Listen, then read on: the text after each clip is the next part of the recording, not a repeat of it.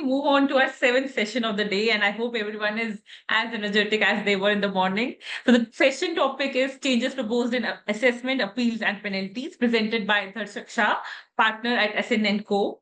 Darshak Shah is a chartered accountant and a partner at SN & Co. Limit and leads the corporate tax advisory and business analytic practice.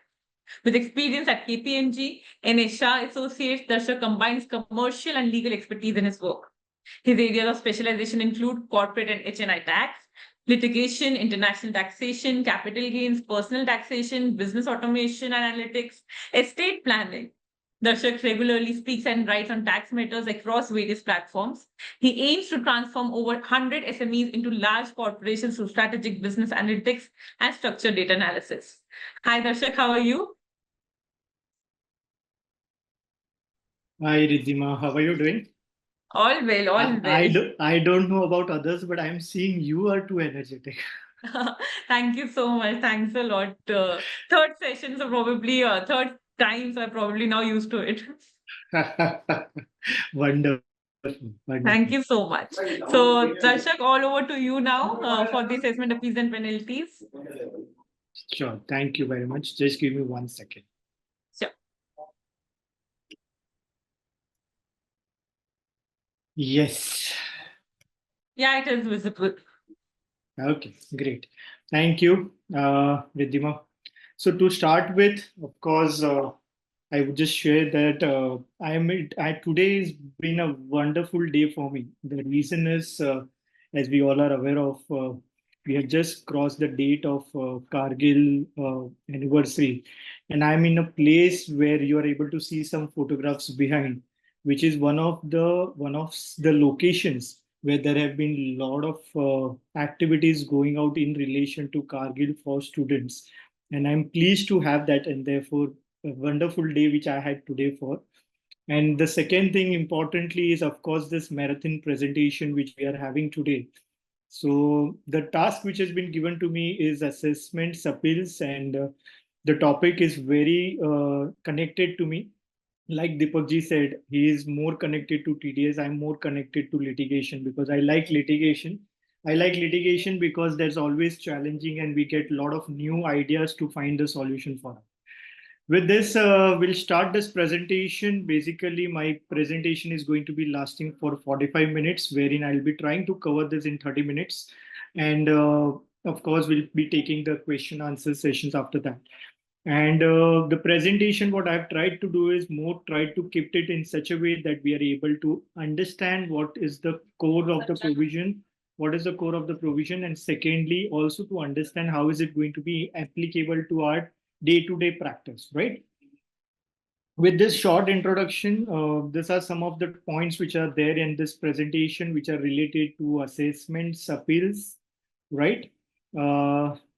Reassessment, first important element which has come up, and I'll take up that first. Reassessment, we all are aware of, it's always been a challenging topic, and there has been a lot of new changes which are going across regularly in the reassessment. Third phase of changes which have been introduced. How far to understand what literally the changes are, and finally I understood, okay, the changes are not that particular complicated. The changes are somewhere certain things which was not there earlier. So reassessment, as we are aware of, September 24 is the date when it is going to be applicable, and before that we are going to see a lot of notices which are going to be issued in this span of time, because every time when this changes happens, there has been a flow of notices which comes from different sites to different clients. Yeah, so the shall be issued only when the officer has explained information of escapement. So that's number one condition. Survey. So survey is basically, other than TDS survey, is now been included as a part of information. So any information which you receive at that time of conducting a survey, so that is also going to be included as a part of information which was not there earlier. Now, three steps important in the amendment which we need to remember.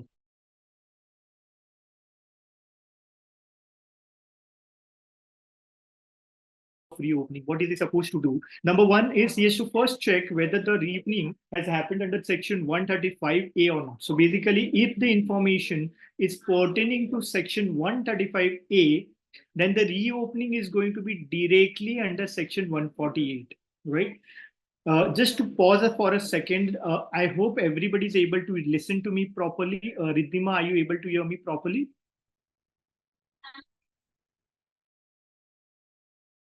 Hello. Is anybody can just give a response whether Yes, they sir, have you're been able audible. to? Yes, sir, you're It's audible. audible. Okay, great. So the first steps which ones need to understand is basically whether or in the information which is available with the officer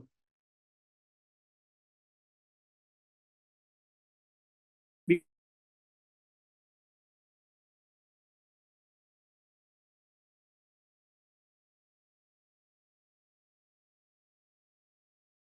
not required.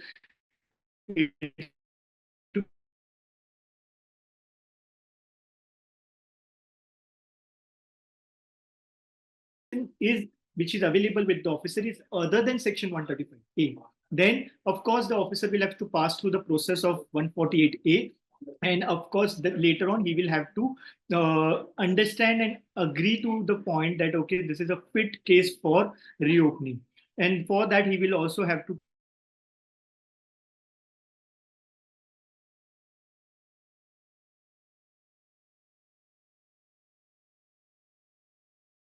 148A seizure. But if the information is other than 135A, then the person has to pass, the officer has to pass through the procedure of section 148A. So that's one thing which needs to be remembered. Under both the situations, under 148, he needs to take an approval. Even under 148A, while he is passing an order, he has to take an approval of the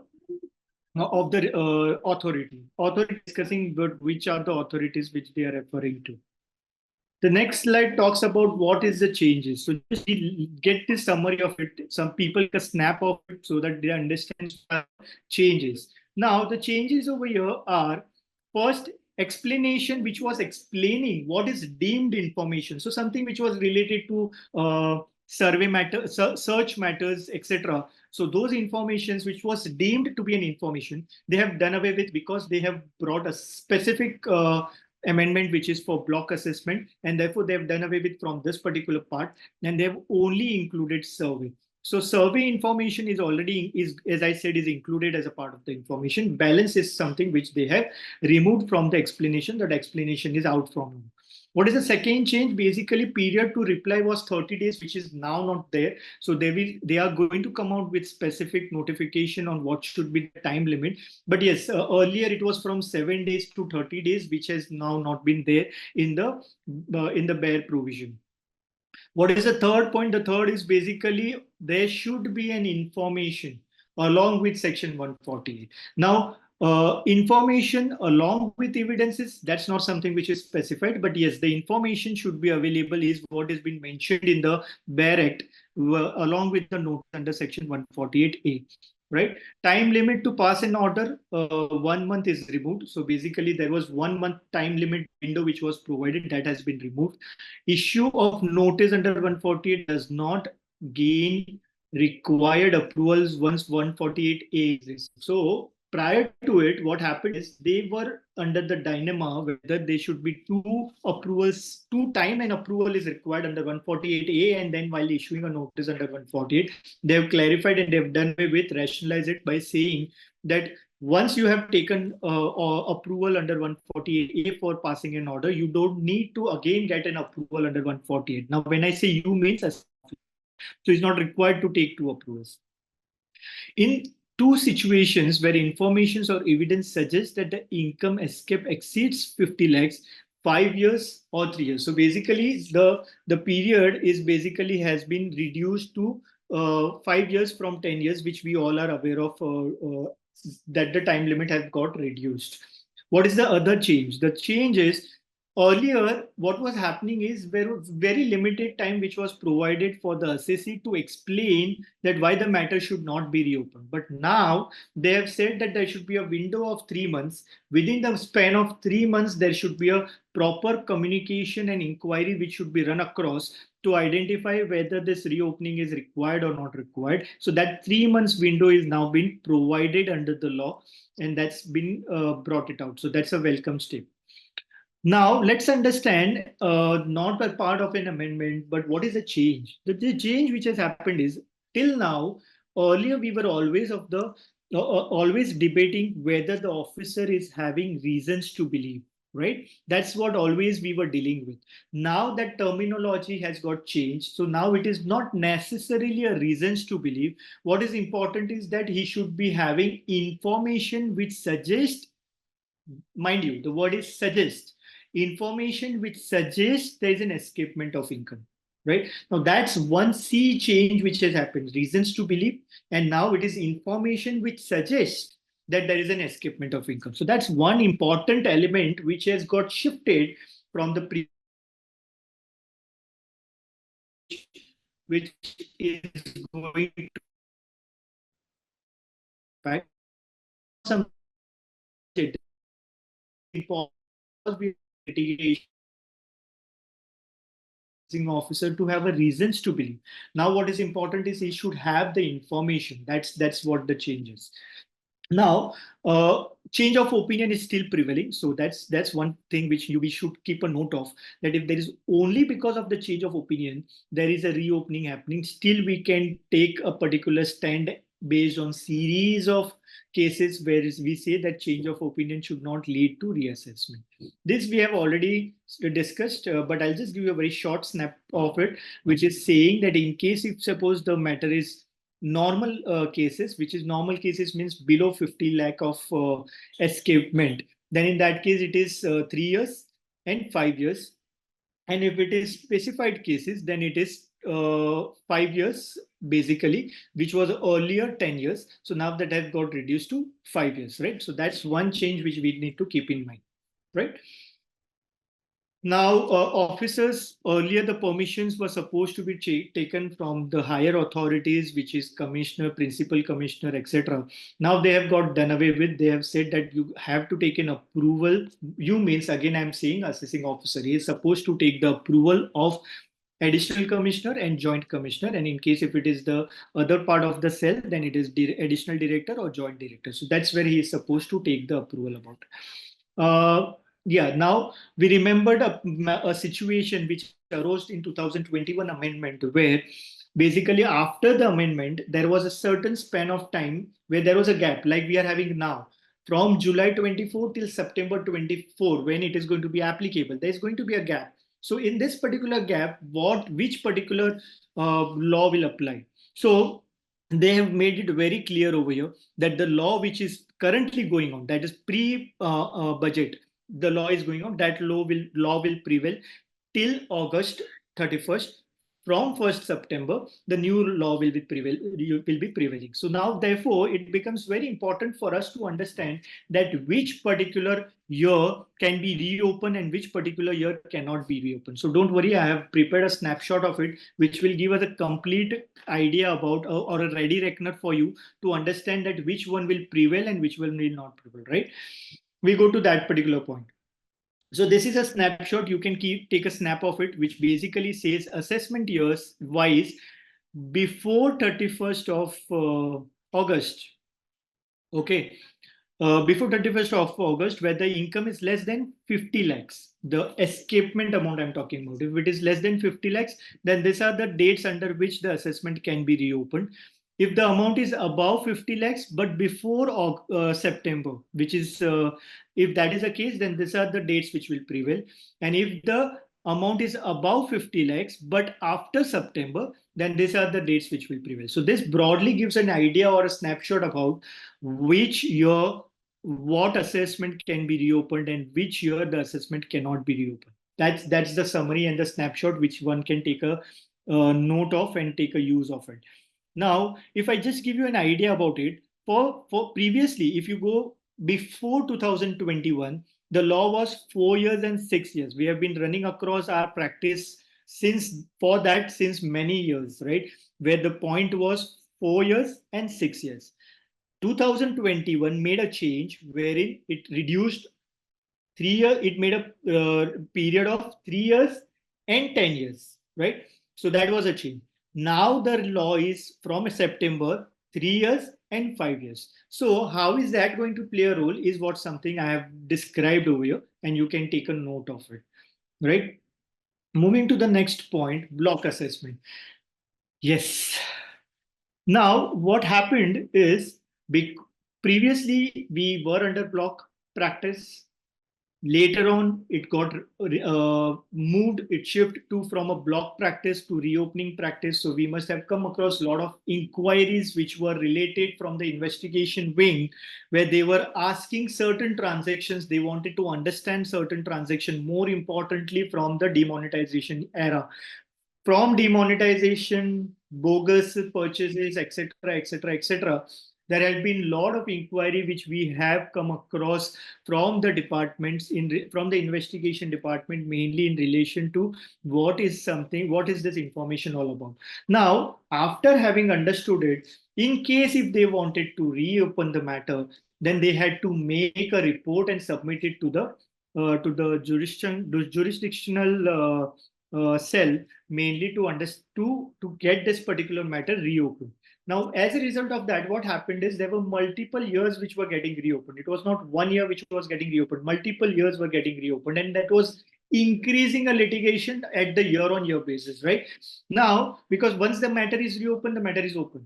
Now, when the matter is open, everything is open, and every year are open. So you need to deal with every year separately. So that was leading to a lot increase in the litigation part. So therefore, what they brought again is they reintroduced the concept of block assessment, which was even earlier there. Now, some features of block assessment broadly tries to say, what is it saying? So block period, previously also it was the year in which the search has been conducted. So that is the year. And the previous 6 years. So for example, if we are talking about today, and today if there is a raid which is going to happen, in that particular case, today, so this particular period from April to July,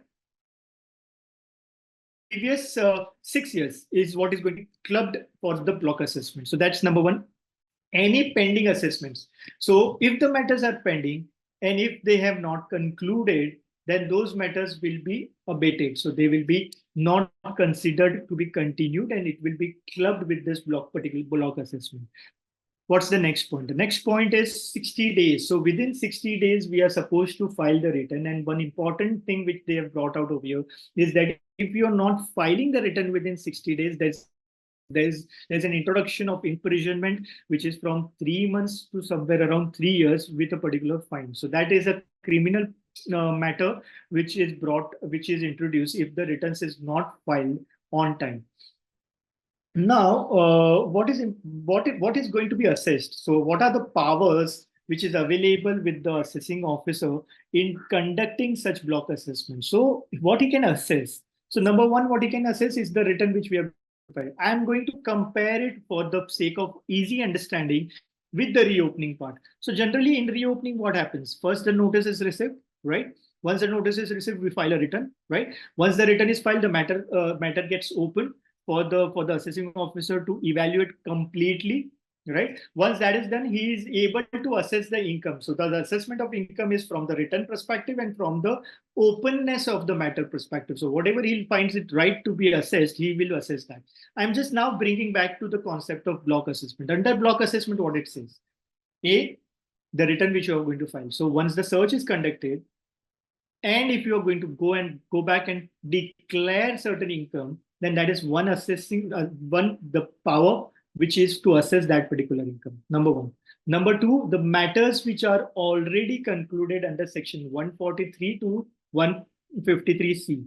So any matters which has been concluded will be considered, that is second thing which he can assess as a power. Number three, what he can assess is basically incomes which were originally declared. So of course, that is also part of power to assess, because now he's going to do a consolidated block assessment. So therefore, that's number three. That's very natural. Number four, what is he going to be able to do is basically, if he's able to, while while a search was conducted, if he is coming across certain amount, certain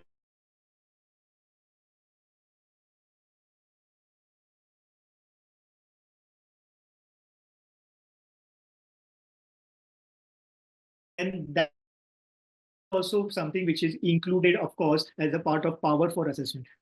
And the last one is undisclosed income. So any income which is not disclosed is the last one which is going to be added. Now, let me take the example of how the tax computation is going to function over here. Now, let's say the assessee files a return of 65 lakhs on which assessment was completed with 5 lakh increase. Okay. 270 lakhs, and after search return under 158 BC was filed, which was totaling to 75 lakhs, let's say. So 5 lakh is an increment which was declared, let's say, as an example. But after assessment of search, EO found undisclosed income of 55 lakh over and above 75 lakh, which is already declared. Okay, then that particular amount will also going to be added, right? So that's going to be the total amount of income which is available as a disclosure. Now, on that 60%, okay. So basically, that is going to be undisclosed income. On undisclosed income, that's going to be 60% tax, and then balance on the penalty. Okay, penalty. There is going to be what is it been saying is that if suppose you are not disclosing the income, okay, if you have not disclosed the income, then in the return also. So let's say you got a last chance of declaring the income after search under 158 BC. So if under 158 BC return which you are filing, if you are disclosing or declaring the income, on that penalty will not be levied. But if you are not disclosing the income, or if you are not declaring the income, and then later on as a part of assessment that income has been identified, then there is going to be a penalty of 50% on that particular amount. So that's something which is important to note. Yes, now going to the next para. The next para is trying to put about rationalizations of powers of CIT appeal. Right. So now what was happening is because of the technical assessments, because of faceless assessment, there has been a lot of cases where the matters have not been heard. Okay, so best judgment assessments have become a very frequent part of the practice, where a lot of matters have come across under best judgment assessment. And once that has been best judgment assessment orders have been passed, the matter goes to CIT appeal. But before CIT appeal, once everything is filed as an additional evidence, CIT appeal is not able to review all those informations which was supposed to be filed before the assessing officer. So now what he will do, he will basically consider this matters. Now, till before the amendment, what was happening is before the amendment, CIT appeal did not have an option to review it, everything. So he used to pass everything to the additional commission to the assessing officer. He will prepare a remand report. Once the remand report is prepared, again it will come to the CIT, and CIT will take the decision. That's the practice which was there. Now the change which they have done is, like we have a before tribunal. So under tribunal, the powers of the tribunal is to set aside the matter, right, or to completely cancel the matter. So here also the commissioner also has now the power that these matters will be set aside to the assessing officer. Assessing officer will do a fresh assessment, and those fresh assessment will again be considered as a part of the final assessment. So that's something which has been included, number one. Couple of things which one need to note it out over here is, first is this power is not with the joint commissioner CIT appeal. It is only with the commissioner CIT appeal. So that's one thing which we need to keep a note of. That's number one. Number two is basically the assessing officer who is getting a fresh assessment order time to do it. He is supposed to do it in a span of I think it's 9 months. In 9 months, he's supposed to complete the order, right? So that's one thing which needs to be kept in mind. The next thing is tribunal appeals. So earlier we had 60 days. So now it has been increased by saying that, okay, it's not now 60 from day to day, but it is from month to month. So let's in on this month, we are on 20, we are in the month of July. So now if we receive the order today, so we are on 27th July. If we receive the order today, then end of the month, and from end of the month 2 months. Earlier it was 27. If we are on 27, then it was 60 days from 27, which was supposed to be calculated. Now it is end of the month, and from that 2 months to be calculated. But yes, one thing to be noted over here is it talks about this is applicable from 1st of October 2020. So now what is important? Because let's say an order is already received, right? And the CIT appeal order is already received. Let's say somewhere in the 3rd of August. Okay. Now that order is received, but that order is not getting complete. The time limit, which is going to be 2 months, is from where? It is going to be from 1st October, the order which are getting passed, or it is from now. Now that's something which one needs to keep in mind.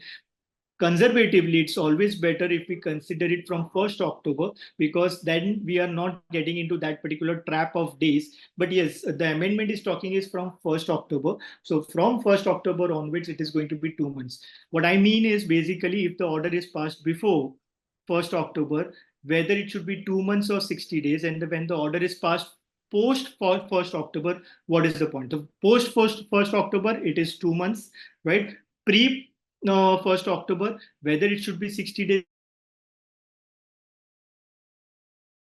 we consider 60, and then we can go for 2 months. That's what I would suggest. Vivad VVD scheme, again, a lot of matters were taken up under VVD. A lot of things got completed under VVD. So therefore, they have reintroduced this particular scheme. Largely remains the same, no major deviation which we are able to see. But yes, I would just highlight that they have as a two phase. The first phase was something which was there till 31st of January 2020, right? When the first VVD, first I mean to say the VVD which was there prior to this. So that VVD is basically where if you are still having a matter which is filed an appeal, you didn't choose to make an VVD, you didn't choose the VVD scheme at that point of time. And now if you want to choose the VVD scheme, you can still do it. The only thing is previous to now there is going to be 10% more tax which you are going to pay as compared to the previous one. So that's one thing. The second thing is basically if the matters which are pending now, okay, the appeals are filed post January 20 until 22nd of July, those matters will be 100%. And if it is paid post January, so January 2025, so December 24 के बाद अगर हम pay कर रहे, then that is 10% top up, right? So that's the broader scheme talking about. Again, penalty, more or less it's the same thing. So I'm not just moving forward from this. What is important, which we analyzed while we were having the last scheme, is basically when the taxes were already paid.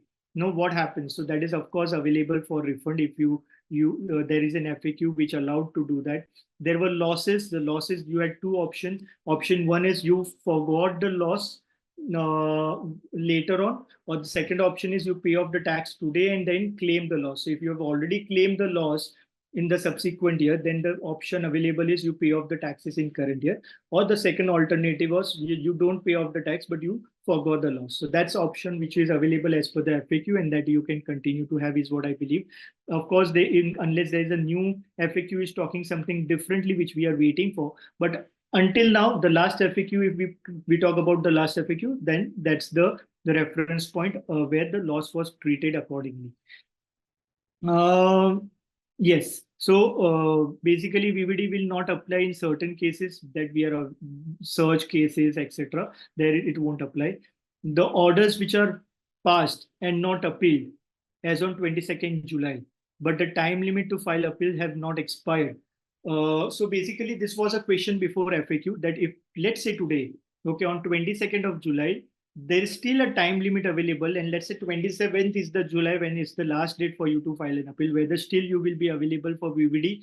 This question was there before FAQ in the last FAQ, and this was considered to be allowed. So I'm just proposing that, I'm just referring to that particular thing. Now, the next is basically interest paid. So if you have already paid the interest, whether it will be refunded, answer is yes. If there is any matter which is subject matter of rectification, so whether finally when you are determining the tax, whether the rectification will be considered, answer is yes, it will be considered. Appeal accepted. So let's say whether I have not filed an appeal. Okay. My time limit has also lapsed. Now there's a condonation, and that condonation is accepted. Okay. Now what happens?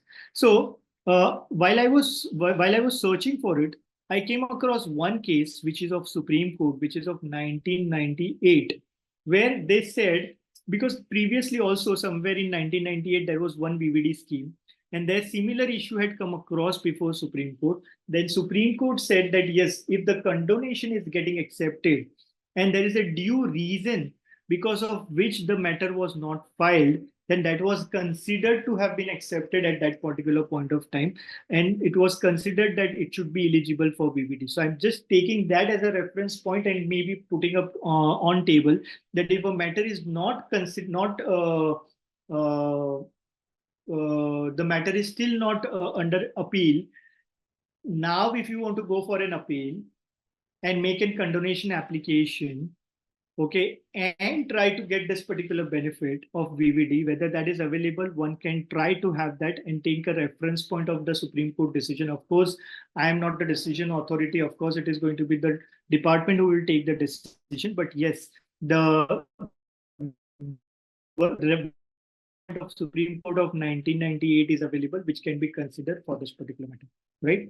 Uh, yes, I think this is one particular snapshot. If members who are participating over here, they can always be, because this is one group which is run by a lot of chartered accountants. There are around 1,000 chartered accountants who are participating in this group, and everybody are part of this particular group where we raise question answers to each other and we take the benefit of the knowledge which everybody has. So if anybody wants to participate as a part of this particular WhatsApp group, they can scan it across and become a part of this particular group. Yes, now moving on to the next is basically penalties. I think the previous speaker has spoken something about penalties. I'll be also brushing upon what has been there. So basically, till now, there was always a problem with the non-residents where they didn't wanted to, the non-residents and now who have become residents or who are now the resident but are having the foreign assets, and they were not remembering all disclosure, or they didn't wanted to disclose everything. So there is a leverage which is there to the extent of 20 lakhs rupees. In case if there is no disclosure, there is not going to be any penalty. But if it is beyond that, then of course there is a penalty which we are aware of. TDS provisions, basically, I think the previous speaker have already spoken about it. So I'll just moving forward. Rationalization of period for imposition of penalty. So earlier 6 months, that's an administrative factor wherein 6 months still continues, but it is not only once the order is received by the commissioner. I remembered one while this thing came up, we had one matter where the penalty was levied 6 months after the date the order was received. So this date of receipt of the order by the principal chief commissioner, which was very important because we could take that as a ground, as a technical ground, and for that particular matter, saying that it is beyond 6 months from the date which was received by the principal chief commissioner. So therefore, now they have done away with. They said that once the order is received. Now, once the order is received means it's available. So once it is available from that particular day, 6 months will be calculated, right? Uh, Basically, relaxation from prosecution. So basically, if the TDS payments have got delayed, but if you're getting it filed before the return is filed, in that particular case, this will be immunity from the prosecution provisions. So if you have not been able to file or you have not paid the TDS amount, but if you're getting it paid before the due date of return TDS return filing, then in that particular case, you will be immune from the prosecution.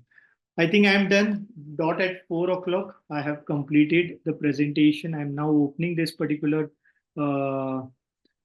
forum for question answers. Not Riddhima not asking questions, but others asking questions. Yeah, that's actually right. Anyone, please drop in your queries in the chat box. And if you're streaming through other live platforms, please drop in your queries on the comment box. Please go ahead, Riddhima. I was just being on a lighter note. No, definitely, because I have few queries already curated, but otherwise I'm just waiting for others to come up with. Please go ahead. Okay, so while we get some queries, so there was this one particular thing which we were discussing about section 135A. what is the process to issue the notice, and who would be the authority to approve the issue of notice? So basically, if there is an information which is coming under 135A, okay, then it is going to be passed through, this is going to be passing through the procedure under 148. So then there is no need to go for 148A procedure. There's only directly going to be 148 procedure. 148, not 148A, right? However, the approval authorities are going to be the same, additional commissioner and the joint commissioner. So that's going to be remain the same.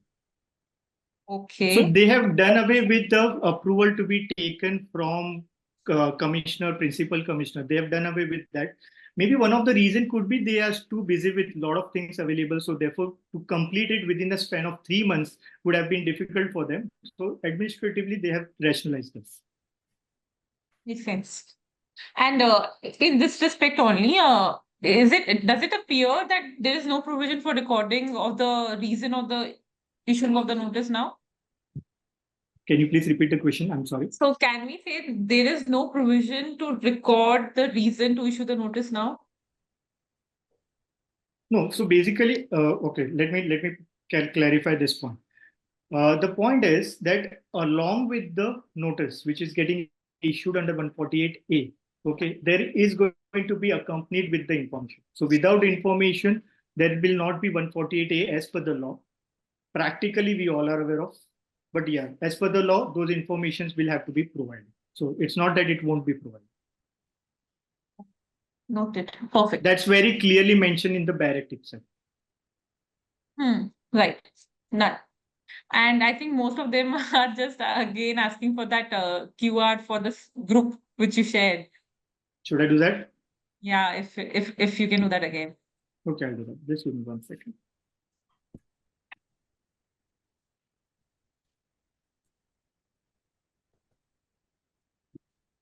Yes. Perfect. Then, so any other query, if it's unanswered, please confirm.